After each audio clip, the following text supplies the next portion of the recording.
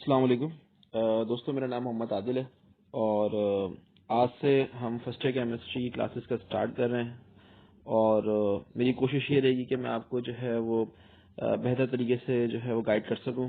हम जो यहाँ पे नोट्स फॉलो कर रहे हैं वो हैं आदम जी के और अ, आज से हमने क्लासेस का स्टार्ट किया है।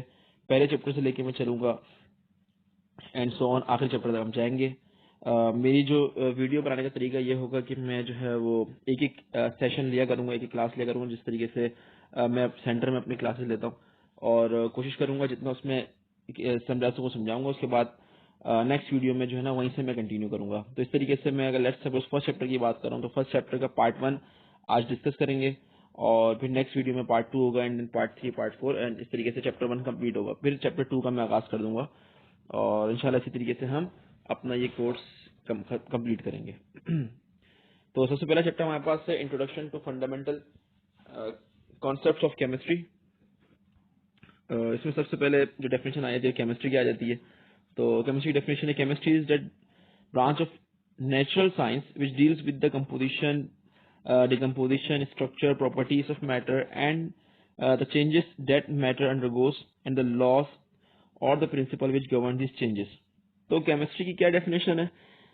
ये नेचुरल साइंस है और ये कंपोजिशन, डिकम्पोजिशन। कंपोजिशन का मतलब क्या होता है कि एक मैटर जो बना है या जो है एक कंपाउंड बना है वो किन किन एलिमेंट से मिलकर बना है, ये कंपोजिशन होती है। डिकम्पोजिशन क्या होती है? उन पार्टिकल्स का अपने अपने एलिमेंट्स में टूट जाना। जो कंपाउंड बनाता है वो उसके अपने अपने एलिमेंट में टूट जाना डिकम्पोजिशन कहलाता है। स्ट्रक्चर, कि वो जो मॉलिक्यूल है, वो जो कंपाउंड है, उसका स्ट्रक्चर क्या है, उसकी ज्योमेट्री क्या है। Properties of matter, properties of matter में हम ये देखते हैं कि वो जो मैटर है या वो जो कंपाउंड है वो डिफरेंट केमिकल के साथ किस तरीके से वो रिएक्शन करेगा and the changes that matter undergoes and the loss. और उस लेट सपोज अगर हम कोई रिएक्शन कर रहे हैं, दो मैटर आपस में रिएक्शन कर रहे हैं, तो उस रिएक्शन के नतीजे में क्या हो रहा है, क्या हीट इवॉल्व हो रही है या हीट जो है वो एब्जॉर्ब हो रही है, ये सब चीजें भी जो इसके जो प्रिंसिपल है, लॉज है, उनको हम डिस्कस करते हैं। टास्क ऑफ केमिस्ट्री क्या है? The task of chemistry is concern with all the changes in matter which are taking place on the earth and in the rest of the universe. The materials are constantly undergoes changes in the natural, in iron, rust, split, evaporates quickly, coal burns, animal digest their foods, plant synthesize their own food by the process called photosynthesis. Basically chemistry का मकसद क्या है, हम chemistry पढ़ते क्यों हैं, why we need to learn chemistry, why this जो है ये हमारे पास पढ़ते हैं हम केमिस्ट्री ना। तो वो इसलिए पढ़ते हैं ताकि जो भी हमारे कायनात में, न सिर्फ हमारे वर्ल्ड में बल्कि पूरे कायनात में जो है क्या क्या चीजें हो रही हैं, किस किस तरीके से हो रही हैं। और लेट्स सपोज अगर एक आयरन है वो उसमें जंग क्यों लगता है, जो आपके पास अल्कोहल है फॉर एग्जांपल, स्पिरिट है, वो जल्दी एवापोरेट हो जाता है निस्बतन वाटर के, ऐसा क्यों हो रहा है, कोयला बर्न क्यों हो रहा है, खाना डाइजेस्ट कैसे होता है, प्लांट जो है वो किस तरीके से ग्रोथ करते हैं। तो इन सब चीजों को पढ़ना जो है बेसिकली केमिस्ट्री में आता है। Chemistry investigate such changes. अब इन ये जो चीजें हो रही हैं इनको इन्वेस्टिगेट करती है chemistry. The condition under which they occur the new substances that are form and energy is release और एब्जॉर्ब बाय दिस सब्सटेंसेस। इस दौरान जो भी चेंजेस हो रहे हैं, केमिकल चेंजेस हो रहे हैं या एनर्जी के चेंजेस हो रहे हैं, एनर्जी इवॉल्व हो रही है या एब्जॉर्ब हो रही है, उनको भी हमने इसी में देखना होता है। Chemistry also studies the way in which similar changes take place in the laboratory on the large scale on those industries where thousands of different types of the chemicals are manufactured for the use of the human being. अब let suppose हम industry बना रहे हैं, हम कोई भी किसी भी चीज की इंडस्ट्री बना रहे हैं, हमारे पास हैं भी बहुत सारी इंडस्ट्री, फार्मा इंडस्ट्रीज है, केमिकल इंडस्ट्रीज है, रबर इंडस्ट्रीज है, लेदर इंडस्ट्री, बहुत सारी इंडस्ट्रीज है हमारे पास। तो उनका मकसद क्या होता है? उनका मकसद यही होता है कि जो है हम पहले लेबोरेटरी में जो है वो करते हैं, उसको प्रैक्टिकल करते हैं, उसको छोटे स्केल पे बनाते हैं और फिर वही चीज जो है वो बड़े स्केल पे बनाते हैं using the large quantity of the chemicals. Chemistry has found how metals can be extracted from their ores, how infertile land can be made fertile, and how various foods and drugs can be prepared for cure of the sick people and provide comfort to the human beings. तो chemistry जो है basically अब हमारे पास जो metals होते हैं वो मेटल ऐसे ही नहीं होते कि आयरन जो है वो जिस हालत में हमें मिलता है उसी हालत में होता है, ऐसा नहीं होता, वो ओर्स की फॉर्म में होता है। तो वहां से एक्सट्रैक्ट करना आयरन को वो किसके थ्रू करेंगे? हम केमिस्ट्री के थ्रू करेंगे। ड्रग्स जो हम बनाते हैं, मेडिसिन जो हम बनाते हैं, वो किसके थ्रू बनाते हैं? हम केमिस्ट्री के थ्रू बनाते हैं। या कोई जो बंजर जमीन है उसको किस तरीके से हम जरखेज जमीन कर सकते हैं, ये सब भी हम केमिस्ट्री में पढ़ते हैं। अब आ जाते हैं डेफिनेशंस के ऊपर, बेसिक डेफिनेशंस के ऊपर जो केमिस्ट्री में यूज होती हैं। सबसे पहले एलिमेंट। एलिमेंट क्या है? According to Lavoisier, an element is a substances which cannot be broken down to simpler substances by ordinary chemical means. Oxygen, sulfur, iron, gold, etc. These substances are called the element. वो compound, अगर let's suppose हमारे पास compound है, for example H2O है। H2O में हमारे पास basically दो elements हैं। कौन कौन से एलिमेंट है? Hydrogen and oxygen. Hydrogen itself मजीद डिवाइड नहीं हो सकता, लेकिन वाटर हो सकता था। तो वाटर क्या हो गया हमारे पास? एक कंपाउंड हो गया। और जो उसको जो स्मॉलेस्ट पार्टिकल था जो कि ऑक्सीजन हाइड्रोजन था, वो हमारे पास क्या हो गया? बेसिकली एलिमेंट हो गया। But this definition is not hold rigidly because certain radioactive elements are spontaneously decomposed into simpler elements. Thus, modern definition of the elements is that element is the pure substance in which all the atoms have been same atomic number. Yani number of protons, atomic number of oxygen is 8. It is different from this sodium having the atomic number 11. अच्छा, अब यहाँ पे एक थोड़ा सा नया concept आ जाता है। नया कॉन्सेप्ट आ जाता है, हमारे पास बहुत सारे एलिमेंट्स ऐसे होते हैं जो कि डीके करते हैं। डीके मतलब वो टूट जाते हैं। इस तरह के एलिमेंट्स को हम रेडियो एक्टिव एलिमेंट्स कहते हैं। और जब ये मार्केट में आया था हमारे पास बेसिकली, तो हमने देखा कि यार ये फर्दर डीके हो सकते हैं। तो इसका मतलब अब ये एलिमेंट की जो डेफिनेशन हमें चेंज करनी पड़ेगी, बिकॉज हमने लेट्स सपोज हमारे पास रोडियम था। Rhodium is radioactive element, it can decay, ठीक है, और ये फर्दर हीलियम और दूसरी चीजों में कन्वर्ट हो जाता है। तो अब हमने जैसे हमारे पास रेडियम आया, तो हम उसको एलिमेंट नहीं कह सकते। एलिमेंट की डेफिनेशन अब चेंज हो जाएगी। अब क्या होगी कि जो आपके पास बेसिकली प्योर सब्सटेंस होंगे वो हमारे पास एलिमेंट किसमें आएंगे? आगे चलते हैं कंपाउंड। कंपाउंड क्या होता है? कंपाउंड सब्सटेंस वेयर टू और more elements combined together in a definite ratio to form a new substances whose properties are entirely different from the properties of the element from which it is formed. This is called chemical compound or simply a compound. It cannot be easily split up into its element by any physical process. What is a compound of the oxygen and hydrogen in a ratio of 2:1 by volume? It can only decompose by the electrolysis. अच्छा, compound क्या हो गया? जैसे मैंने water की example दी थी इससे पहले कि दो एलिमेंट से मिलके बेसिकली क्या बनता है? वाटर बनता है, जिसमें हाइड्रोजन के दो एलिमेंट्स होते हैं और ऑक्सीजन का एक होता है। तो 2:1 की रेशियो के हिसाब से मिलते हैं। अब कंपाउंड जो है उसको हम फिजिकल फोर्स के थ्रू, यानी अगर हम हाथ से खींचना चाहते तो नहीं खींच सकते। केमिकल प्रोसेस के थ्रू तो हम उसको तोड़ सकते हैं, लेकिन हम या किसी और इलेक्ट्रोलिसिस के तौर पे तो हम उसको अलग अलग कर सकते हैं, एलिमेंटल फॉर्म में ला सकते हैं। लेकिन फिजिकल डिस्टॉर्शन के थ्रू या फिजिकल फोर्स के थ्रू हम इनको अलग नहीं कर सकते। तो इस किस्म की जो हमारे पास बेसिकली चीज होती है वो कंपाउंड कहलाती है। अब आगे चलते हैं।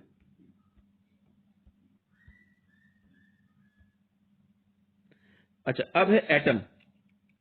एटम क्या चीज है? It is the smallest particle of an element having all the properties of the element. It can take part in reaction. Symbol of an atom is the same as the symbol of the element. तो ये सबसे smallest particle होता है, ठीक है। किसी भी element में अगर हम देखें तो एलिमेंट का सबसे स्मॉलेस्ट पार्टिकल जिसमें तमाम प्रॉपर्टीज हो एलिमेंट की, वो आपके पास एटम कहलाता है। H stands for one atom of the hydrogen, N stands for the one atom of the nitrogen. अच्छा, मॉलिक्यूल क्या होता है? It is the smallest particle of a substance और compound which can exist independently and take part in the chemical reaction. It is formed by the combination of two or more atom. तो ये smallest particle होता है substance या compound का, जो कि independently रह सकते हैं, यानी उनकी एक अपनी शनाख्त है, उनकी अपनी एक पहचान है, और वो तभी अलग होंगे और वो केमिकल रिएक्शन में भी हिस्सा ले सकते हैं, और केमिकल रिएक्शन पे वो अगेन आपके पास ये एटम फॉर्म में जा सकते हैं। अच्छा, दो एटम मिलके मॉलिक्यूल बना सकते हैं, और मॉलिक्यूल टूटकर डिकम्पोज होकर वापस एटम भी कन्वर्ट हो सकता है। हमारे पास एग्जांपल है दो H जो है, यानी दो एटम हाइड्रोजन के मिलके जो है वन मॉलिक्यूल बना रहे हैं हाइड्रोजन का, और 2 हाइड्रोजन के एटम और 1 ऑक्सीजन का एटम मिलकर 1 मॉलिक्यूल बना रहे हैं वाटर का। तो ये हमारे पास एग्जाम्पल दी। आयन क्या चीज है? Ion is an atom or group of atoms having positive or negative electric charge due to the loss or gain of the electrons. The positive ion are called cations, while negative ions are known as the anion. अब हमारे पास जो atom था, atom के अंदर electrons होते हैं उसमें एनर्जी लेवल्स में। जब वो उसमें अगर इलेक्ट्रॉन का इजाफा हो जाए तो आपके पास एक एक्सेस में इलेक्ट्रॉन आ जाता है, तो उसके ऊपर क्या हो जाता है, हमारे पास नेगेटिव चार्ज आ जाता है और नेगेटिव चार्ज हम एनायन कहलाता है। और इसी तरीके से हमारे पास कोई एटम ऐसा जिसमें से इलेक्ट्रॉन निकल गया, चला गया, ठीक है, आयोनाइज हो गया, तो वहां पर हमारे पास एक इलेक्ट्रॉन कम हो जाता है, प्रोटॉन की तादाद ज्यादा हो जाती है एज कम्पेयर टू इलेक्ट्रॉन। तो हमारे पास जो ओवरऑल जो चार्ज आता है एटम पे वो आता है पॉजिटिव, और इस तरह के पॉजिटिव आइटम को हम पॉजिटिव आयन या फिर कैटायन कहते हैं, ठीक है। तो एग्जाम्पल उन्होंने दी हुई है सोडियम की। तो सोडियम के आउटर मोस्ट शेल में, सब साफे वाले शेल में एक इलेक्ट्रॉन होता है, तो वो उसकी अनस्टेबिलिटी शो कर रहा होता है। अच्छा, इसमें भी एक थोड़ी सी कहानी है कि हमारे पास एक रूल है जिसे ऑक्टेट रूल कहते हैं। ऑक्टेट रूल क्या कहता है कि हमारे पास वैलेंस शेल में हमेशा 8 इलेक्ट्रॉन्स होने चाहिए, जबकि सोडियम के वैलेंस शेल में 1 इलेक्ट्रॉन है। तो वहां पे इजाफी 7 इलेक्ट्रॉन देने की बजाय हमारे लिए आसान ये है कि हम 1 इलेक्ट्रॉन को निकाल लें वहां से, तो हमारे लिए आसान तरीका है। तो हम क्या करते हैं, उस 1 इलेक्ट्रॉन को निकाल देते हैं। जब वो 1 इलेक्ट्रॉन निकल जाता है तो प्रोटॉन और इलेक्ट्रॉन की तादाद में फर्क आ जाता है, इलेक्ट्रॉन एक कम हो जाता है जबकि प्रोटॉन उतने के उतने ही रहते हैं। तो एक्स्ट्रा प्रोटॉन जो एक है न्यूक्लियस के अंदर सोडियम के, उसकी वजह से पूरे एटम ऑफ द सोडियम पे क्या आ जाता है, +1 चार्ज आ जाता है। तो यहां पर हम लॉस ऑफ इलेक्ट्रॉन शो कर रहे होते हैं। इसी तरीके से क्लोराइड या क्लोरीन, क्लोरीन के वैलेंस शेल में 7 इलेक्ट्रॉन्स होते हैं, उसको 1 इलेक्ट्रॉन चाहिए होता है अपने ऑक्टेट रूल कंप्लीट करने के लिए, तो वो 1 इलेक्ट्रॉन एक्स्ट्रा ले लेता है। जब उसके अंदर उसके पास 1 इलेक्ट्रॉन एक्स्ट्रा आ गया वैलेंस शेल में, प्रोटॉन से एक तादाद ज्यादा हो इलेक्ट्रॉन की, तो ओवरऑल एटम पे क्या चार्ज आ गया, नेगेटिव चार्ज आ गया। तो यहाँ पे हम गेन ऑफ इलेक्ट्रॉन बता रहे होते हैं। अब आप चलते हैं आगे सिंबल पे। सिंबल क्या है? It is N abbreviation use for full chemical name of an element. It is usually represented by the first letter of the name of an element in the capital letter. अब हमने कोई भी element है उसको represent कैसे करना है, उसको हमने कॉपी पे कैसे लिखना है, उसको हमने इक्वेशन में कैसे लिखना है, तो उसको जो हम लिखने की जो रिप्रेजेंटेशन होती है उसको सिंबल कहते हैं। और ज्यादातर फॉर एग्जाम्पल हम हाइड्रोजन की बात कर रहे हैं, ऑक्सीजन की बात कर रहे हैं, तो ज्यादातर जो होता है जो अल्फाबेट का नेम का जो पहला अल्फाबेट होता है उसी को हम सिंबल कंसिडर कर लेते हैं। तो जैसे हाइड्रोजन का H है, ऑक्सीजन का O है। इन some cases 2 or more elements begin with the same letter. The second letter is added to first capitalized letter to avoid confusion. अब यहाँ पे हमारे पास कैल्शियम और कोबाल्ट की एग्जांपल है। कैल्शियम भी सी से आ रहा है, कोबाल्ट भी सी से आ रहा है, और कार्बन की एग्जांपल भी हमारे पास है, कार्बन भी सी से आ रहा होता है। तो हमने कार्बन को तो जस्ट सी से डिनोट कर दिया है, लेकिन हम कैल्शियम को तो सिर्फ सी से नहीं कर सकते, हमारे कंफ्यूजन है। ये कोबाल्ट को तो हम सी से नहीं कर सकते, हमने क्या करा, हमने सेकंड अल्फाबेट भी इंक्लूड कर लिया। तो कैल्शियम के लिए हमने सी कंसिडर कर लिया और कोबाल्ट के लिए हमने सीओ कंसिडर कर लिया। In some case the symbols are driven from the Latin name. For example हमारे पास है sodium stands for the sodium, यानी N stands for the sodium, but original name natrium. उसका पहले जो नाम रखा गया था वो नेट्रियम रखा गया था, तो इसीलिए वो पहले से ही जो कंसिडर कर रहे हैं उसी को हमने चला रहे हैं। इसी तरीके से हमारे पास लेड है, यानी कि PB. PB stands for lead but originally called plumbum. पहले इसको ओरिजिनली हम इसको प्लम्बम कहते थे, अब हम इसको लेड इस्तेमाल कर रहे हैं। अच्छा, फॉर्मूला क्या है? It is an abbreviated form of chemical name of a compound. अच्छा, यानी कि H2 है, HNO3 है, are formulas for water and nitric acid respectively. There are 4 ways to written the formula as shown below. अच्छा, formula लिखने का क्या तरीकेकार होता है वो हम देख लेते हैं। How to write the formula? First way क्या है हमारे पास, when valency of the radical are equal they cancel. जब भी हमारे पास वैलेंसी इक्वल हो चुकी है, जैसे सोडियम पे +1 चार्ज था, क्लोरीन पे -1 चार्ज था, +1 -1 ओवरऑल जो हमारे पास 0 हो गया, तो हमारे पास एक न्यूट्रल कंपाउंड बन गया जो कि NaCl है। और दूसरी एग्जांपल हमारे पास मैग्नीशियम ऑक्साइड, यानी Mg+2 था, ऑक्सीजन पे -2 था, तो +2 -2 ओवरऑल 0 हो गया, तो MgO हमारे पास बन गया मैग्नीशियम ऑक्साइड। तीसरा है हमारे पास एल्यूमिनियम फॉस्फेट, एल्यूमिनियम पे +3 चार्ज था, फॉस्फेट पे -3 चार्ज था, तो एल्यूमिनियम फॉस्फेट ओवरऑल क्या हो गया, 0 हो गया। इसी तरीके से स्टेनिक फेरोसाइनाइड, ये एक कॉम्प्लेक्स है। कॉम्प्लेक्स बेसिकली फेरिक साइनाइड का था। Fe पे क्या चार्ज था, फेरो मतलब +2 चार्ज, तो +2 चार्ज होने की वजह से साइनाइड पे -1 चार्ज होता है, तो +2 -6 क्या हो गया हमारे पास, ओवरऑल -4 हो गया। तो कॉम्प्लेक्स पे चार्ज आ गया -4 को ओवरकम करने के लिए, उसको बैलेंस करने के लिए हमने जो है वो SN लगा दिया +4 का। अब ओवरऑल जो कॉम्प्लेक्स बना SN के साथ, वो हमारे पास न्यूट्रल हो गया। अच्छा, सेकंड में हमारे पास क्या है, when valencies are not equal written them after crossing. अब और तरीके हमारे पास, अब होता ये है कि हमारे पास अक्सर ये होता है कि हमारे पास जो दो एनाइन और कैटाइन आपस में मिल रहे हैं, जो एक न्यूट्रल सॉल्ट बना रहे हैं, न्यूट्रल कंपाउंड बना रहे हैं, अक्सर ऐसा होता है कि उनकी जो वैलेंसीज होती हैं, जिन पे चार्जेस होते हैं, वो इक्वल नहीं होते। तो उसके लिए फिर हमने क्या करना पड़ता है, हमने मल्टीप्लाई बाय 2 या मल्टीप्लाई बाय 3 करना पड़ता है, ताकि हम अगर एनाइन लेट सपोज हमारे पास सोडियम की केस में हमारे पास एनाइन पे +1 चार्ज है, जबकि कार्बोनेट के ऊपर -2 चार्ज है, तो अब +1 जो है वो कम है, तो हमने इसको मल्टीप्लाई बाय 2 कर देना है, और ओवरऑल हमारे पास बन जाएगा Na2CO3। अब हमारे पास एक बैलेंस कंपाउंड या सॉल्ट बन गया। दूसरा हमारे पास एल्यूमिनियम ऑक्साइड, एल्यूमिनियम ऑक्साइड पे हमारे पास एल्यूमिनियम पे है +3 चार्ज, जबकि ऑक्सीजन पे है -2 चार्ज। तो हमने ओवरऑल हमने क्या करना है, बैलेंस कर रहे हैं। तो ओवरऑल हमारा 6 पे आगे बैलेंस हो सकता है कि हम एल्यूमिनियम को +2 से मल्टीप्लाई कर दें और ऑक्सीजन को 3 से मल्टीप्लाई कर दें, तो ऑक्सीजन पे भी -6 चार्ज आ जाएगा और एल्यूमिनियम पे भी +6 चार्ज आ जाएगा। तो ओवरऑल हमारे पास क्या बन जाएगा कंपाउंड, Al2O3, जो कि न्यूट्रल है। अब हमारे पास मैग्नीशियम क्लोराइड, मैग्नीशियम क्लोराइड हमारे पास मैग्नीशियम क्लोराइड है, लेकिन यहाँ पे इन्होंने जो है वो क्रोमियम सल्फेट की एग्जांपल दी हुई है। चलो हम क्रोमियम सल्फेट को ही देख लेते हैं। क्रोमियम पे क्या चार्ज है, -3, जबकि सल्फेट पे क्या चार्ज है, -2। अब नजर आ रहा है हमने कि इस केस में एनाइन के ऊपर कम चार्ज है और कैटाइन के ऊपर जो है वो, अच्छा यहाँ पर +3 होना चाहिए, -3 भी गलत लिखा हुआ है, तो +3। अब हम क्या करेंगे, उल्टा करेंगे यहाँ पे कि हम -2 वाले को 3 से मल्टीप्लाई कर देंगे और +3 वाले को 2 से मल्टीप्लाई कर देंगे। क्रोमियम पे +2 हो गया और सल्फेट पे आ गया 3, तो ओवरऑल कंपाउंड बन गया Cr2SO4 3। अब हमारे पास पोटेशियम फेरोसाइनाइड, अब लिखा हुआ तो पोटेशियम फेरोसाइनाइड है, लेकिन यहाँ पर है अमोनियम कार्बोनेट।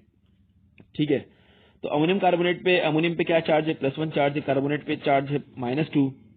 अब हम क्या करेंगे, अमोनियम पे जो +1 चार्ज था उस पर मल्टीप्लाई बाय 2, यानी मल्टीप्लाई 2 करेंगे उसको, और हमारे पास ओवरऑल कंपाउंड क्या बन जाएगा, NH4 2CO3। अब हमारे पास जो कंपाउंड है वो है न्यूट्रल।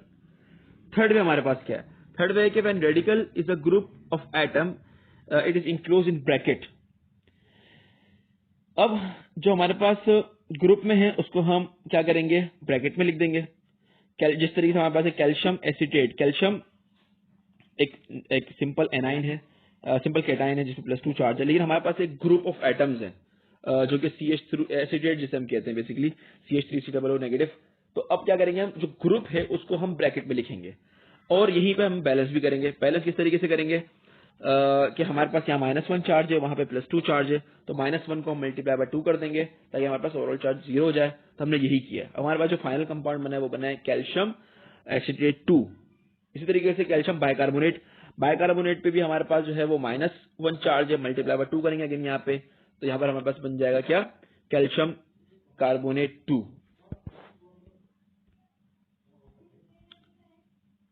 अच्छा, थर्ड है हमारे पास क्रोमियम सल्फेट। क्रोमियम पे हमारे पास +3 चार्ज है और सल्फेट पे हमारे पास क्या है, -2 चार्ज है। तो क्या करेंगे, हम सल्फेट ग्रुप ऑफ एटम में, इसको ब्रैकेट में लिखेंगे और जो है मल्टीप्लाई बाय 3 सल्फेट पे करेंगे क्योंकि -2 है, वहां पे मल्टीप्लाई 2 करेंगे वहां प्लस, ओवरऑल 6 करेंगे हम, +6 और -6, यही हमने किया। तो हमारे पास कंपाउंड क्या बना, Cr2 और ब्रैकेट में SO4 3। अब हमारे पास एमोनियम कार्बोनेट, अमोनियम पे +1 चार्ज होता है, कार्बोनेट पे -2 चार्ज होता है। अगेन हमारे पास जो 1 वाली है उसको हमने 2 पे कन्वर्ट करना है, तो मल्टीप्लाई बाय 2 कर देंगे, तो वही बना हमारे पास अमोनियम ब्रैकेट में 2 एंड देन CO3। फोर्थ हमारे पास क्या है, simplify the formula if crossed valencies are divisible. For example हमारे पास क्या है कि स्टेनिक डाइक्रोमेट है जो कि है डिविजिबल वैलेंसीज या करेक्ट फॉर्मूला क्या हो जाएगा हमारे पास, यहाँ पर हमारे पास क्या है SN4 और Cr2O7 -2। अब यहाँ हम क्या कर सकते हैं, हम मल्टीप्लाई बाय 2 भी हमने ओवरऑल क्या करना है, बैलेंस कर रहे हैं। तो बैलेंस हम किस तरीके से बैलेंस ही कर सकते हैं, Cr2O7 यहाँ पर हम मल्टीप्लाई बाय 4 कर देते हैं और Sn पे हम जो है मल्टीप्लाई बाय क्या कर दें, 2 कर दें। तो हमारे पास क्या बन जाएगा, बेसिकली SN2 और ब्रैकेट में Cr2O7 4। यह हम कर सकते थे सिंपली सिर्फ एक को मल्टीप्लाई करें, जो कि है हमारे पास Cr2O7, तो यहाँ पर भी +4 हो जाएगा और यहाँ भी -4 हो जाएगा। तो आप चाहें तो दोनों तरीके से लिख सकते हैं। अच्छा, प्लम्बिक कार्बोनेट में क्या आ रहा है, आपके पास लेड है और कार्बोनेट है, तो आप दोनों काम कर सकते हैं। इट्स अप टू यू कि हम लेड को भी मल्टीप्लाई 2 करके कार्बोनेट को मल्टीप्लाई 4 कर दें, या हम क्या कर सकते हैं, अच्छा कार्बोनेट पे जो है वो -3 नहीं -2 चार्ज होता है, ठीक है, तो यहाँ पे भी करेक्शन कर दिएगा आप लोग। तो हम मल्टीप्लाई बाय 2 भी कर सकते हैं जस्ट कार्बोनेट को, ठीक है, तो हमारे पास -2 से -4 हो जाएगा, तो ओवरऑल चार्ज बैलेंस हो जाएगा। तो उसमें ये चीज बताई हुई है। अब वैलेंसी क्या होती है, it is the combining powder of an element. अच्छा, पाउडर नहीं पावर होगा, it is the combining power of an element when a positive और negative charge create over an atom और group of atom is called valency, ठीक है। It determined by the combining capacity of an element और a radical, ठीक है, यानी कि Na positive NNH4 plus are monovalent positive while C and NO are monovalent negative having single valency. अच्छा, इसमें बता रहा होता है कि हमारे पास जब रिएक्शन होगा तो उस वक्त उसके ऊपर कितना चार्ज आएगा, ठीक है। फॉर एग्जाम्पल हमारे पास जो है सोडियम पे क्या आना आएगा, +1 चार्ज आएगा, तो सोडियम की वैलेंसी क्या होगी, +1 होगी। और लेट सपोज अगर हम कैल्शियम की क्लोरीन की बात करें, हमने पहले क्लोरीन की बात की थी, तो क्लोरीन पे क्या चार्ज आना था, -1, तो उसको एक इलेक्ट्रॉन चाहिए था, वो कौन बताएगा, उसकी वैलेंसी बताएगी, तो उसकी वैलेंसी क्या होगी, -1 होगी। इसी तरीके से सिर्फ एटम नहीं, ग्रुप ऑफ एटम पे भी हम देख सकते हैं। जैसे हमारे पास है NH3 अमोनियम, तो अमोनियम पे पॉजिटिव चार्ज है, तो इसका मतलब एक यहाँ पर वैलेंसी दरकार है, एक वैलेंसी यहाँ पे, यानी एक इलेक्ट्रॉन यहाँ पर आ सकता है, ठीक है।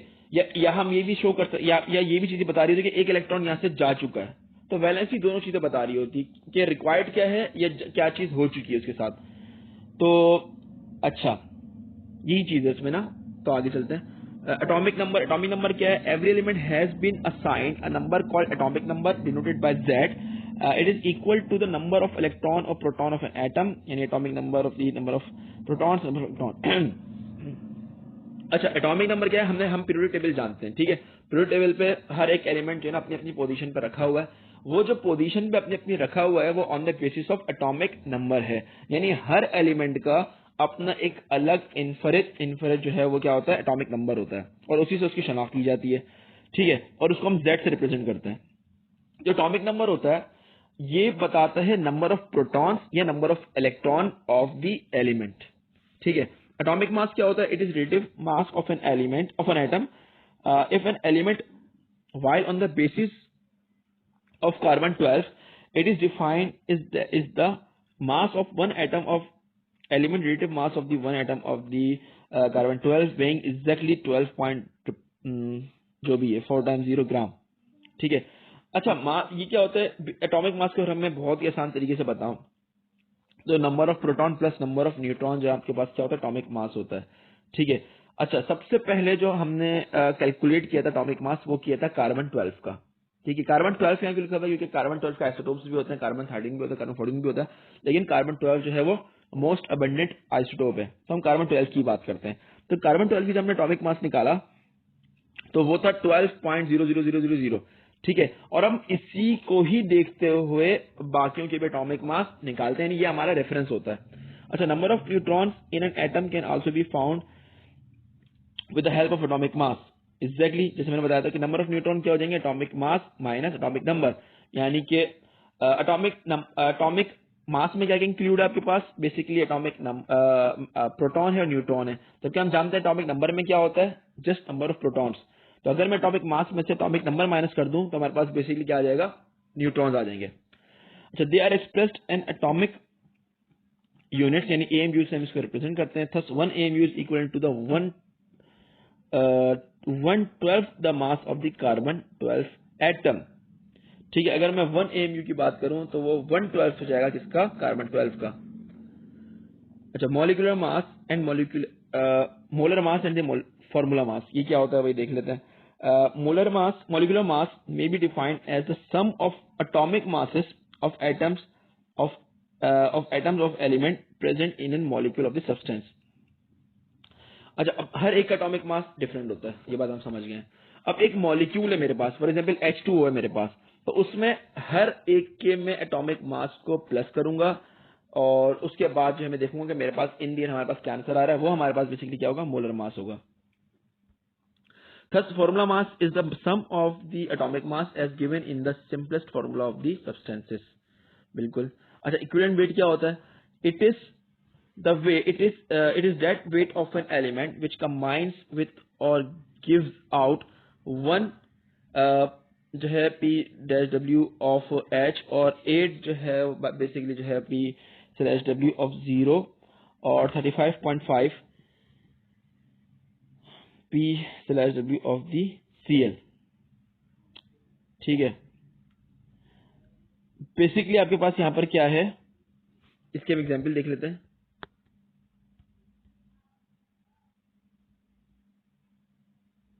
अच्छा, एग्जाम्पल इसकी नहीं दी हुई है।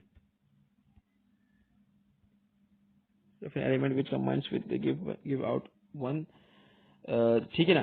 तो इसी तरीके से हमारे पास जो हाइड्रोजन का कितना होता है, बेसिकली 1 होता है और जो है वो आपके पास क्लोरीन का क्या होगा, 35.5 होगा और ऑक्सीजन का क्या होगा आपके पास 8 होगा। ठीक है,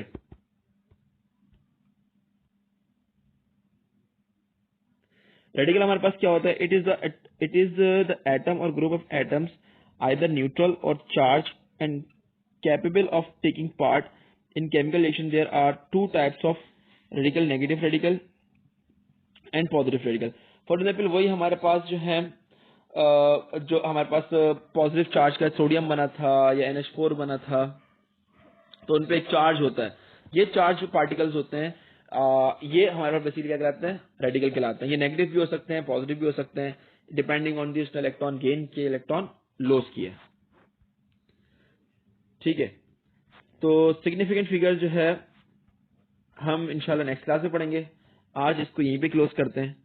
तो ये हमारा पार्ट 1 था। नेक्स्ट क्लास में पार्ट 2 से स्टार्ट करूंगा, जिसमें हम सिग्निफिकेंट फिगर से स्टार्ट लेंगे। ठीक है, थैंक यू।